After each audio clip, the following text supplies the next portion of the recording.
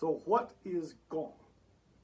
Gōng is the character and word we see in terms like Gong Fu or Kung Fu, Qigong, Shengong, Jingong, Negong, Gong Fu Cha, the tea ceremony, and so forth. It is usually translated into English as work. I prefer the interpretation of skill rather than work. Work has a sort of toiling, ongoing, I gotta work connotation, whereas if you're developing a skill, that really sets things apart and puts them in a different light. My teacher and abbot used to talk about competence, talked about it a lot, and it wasn't until much later that, facepalm emoji, hashtag duh, I realized he was talking about Gōng. And again, he talked about it a lot. Why?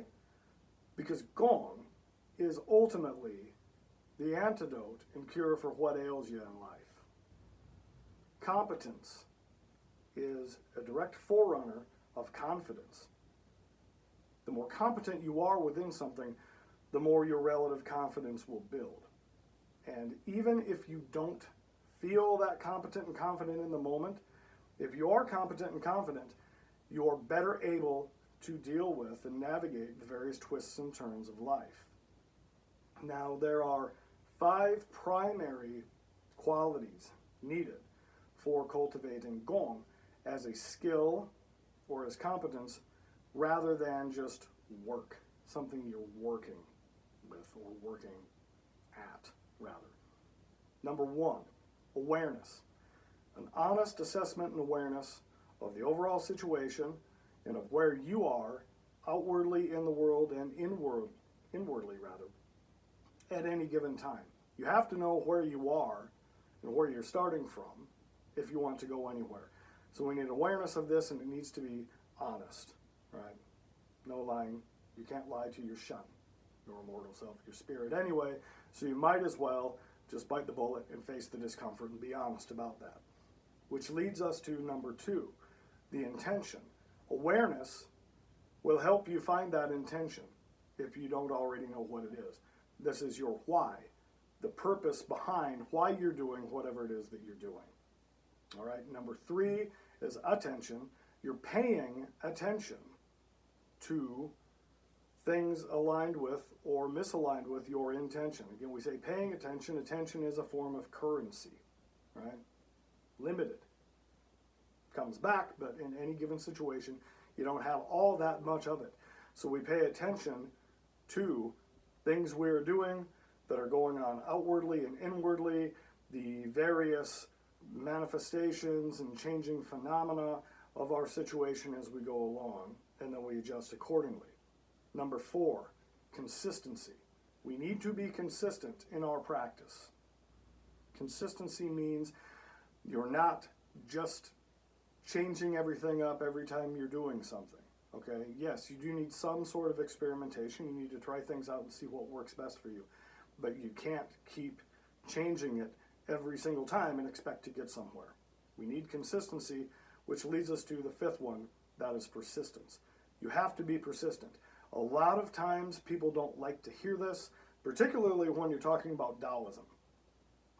I would say any philosophical, spiritual tradition, and any of the various cultivations along with that. But Taoism in particular, we don't like words like effort. We don't like words like persistence and thinking that things are going to be difficult. We don't like words like struggle because we have this perception oftentimes that it's just supposed to be this sort of free-flowing thing. And if you feel like it, do it. If you don't, don't. And that can be true for certain things, but we look to our often misguided notions of what's called wu-wei, or effortless action, non-action, and think we can just get there without what's called yo-wei, which usually is translated as contrived action, as something you do. Contrived here is not bad, okay? You can't have your wu-wei without your yo-wei, and another translation of the yo in yo-wei means to show promise. So you're showing promise by doing your yo-wei. Things you're doing along the path, your action-based things. You need that. You need the yo way. So that's where the persistence comes in. And if you do this and apply it consistently with sincerity and discipline, you will eventually see that things go from being less a matter of various life skills in a more compartmentalized way that you do in various situations to a different, greater, wider perspective of your life itself being a skill. Life is a skill that you practice, just like Gōng is something you apply to a practice, and it is also a practice itself. Your life becomes a skill. You live a skillful life. Gōng, to me, is foundational, not just for having a solid Taoist practice or a practice along any other spiritual, religious, philosophical lines, or developing any habit or skill you want to do well, but also a foundation absolutely for living what we would consider a well-lived life, however that looks to you. Okay? So I hope you found this useful, and I thank you for your time. Dao.